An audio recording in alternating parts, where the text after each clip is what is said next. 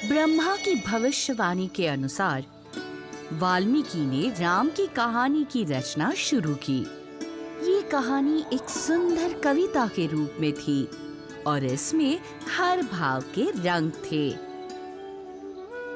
जैसे ही उन्होंने ये भव्य काम पूरा किया, वाल्मीकि ने सोचा,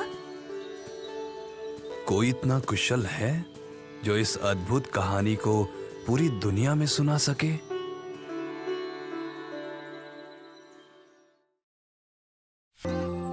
ये सोचते सोचते उनका ध्यान उनके आश्रम में रहने वाले दो युवकों लव और कुश पर गया।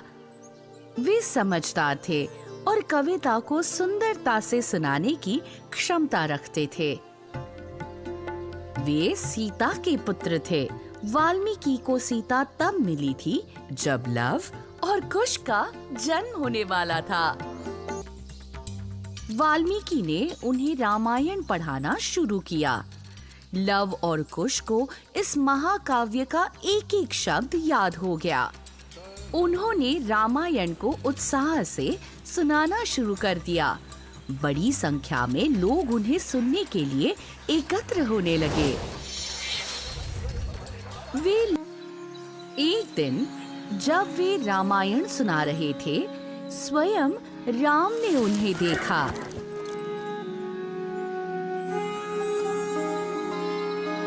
राम उनसे बहुत प्रभावित हुए। उन्होंने दोनों युवकों को अपने महल में आमंत्रित किया।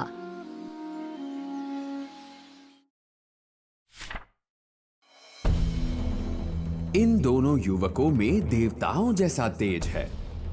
ये साधारण हैं, लेकिन राजाओं जैसे दिखते हैं। गाओ बच्चों। इस प्रकार राम की सभा में लव और कुश ने रामायण सुनानी शुरू की।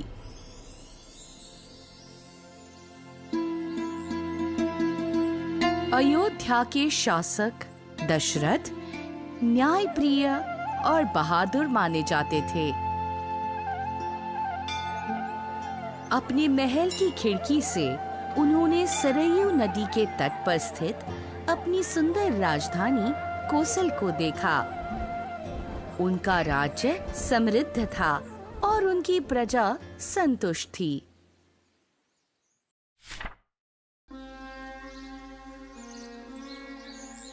फिर भी वे दुखी थे। क्या मेरे महान पूर्वजों का प्रसिद्ध इक्ष्वाकु वंश मेरे साथ ही समाप्त हो जाएगा? यदि मैं देवताओं को प्रसन्न करने के लिए एक बलिदान का आयोजन करूं, तो निश्चित ही वो मेरी इच्छा पूरी कर देंगे। उन्होंने अपने सलाहकार और सारथी सुमंत्र को बुलाया। पुजारियों और ऋषियों को बुलाओ। मैं देवताओं को प्रसन्न करने के लिए अश्वमेध यज्ञ करने वाला हूँ। महाराज, क्यों ना हम ऋषि ऋष्यशृंग से इस यज्ञ को करने का आग्रह करें।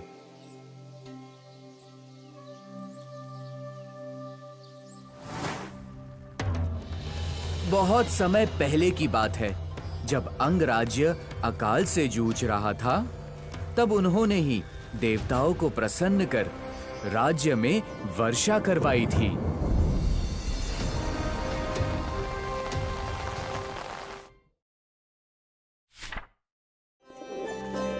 आंग के राजा थे रोमपद, जो राजा दशरथ के मित्र थे।